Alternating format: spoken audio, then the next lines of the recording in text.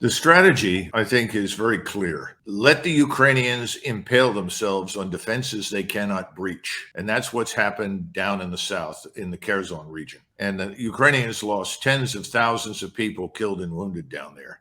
The hospitals are bulging.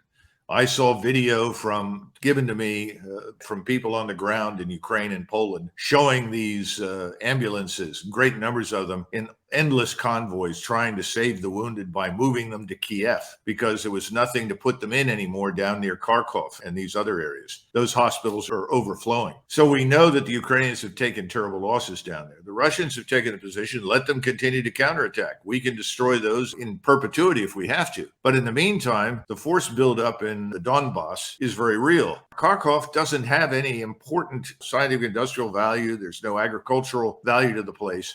They can wait on that. And there's something else that's coming along now. The Russian Duma passed legislation. That's the parliament. Right. That essentially provides legislation to support a partial mobilization of the country.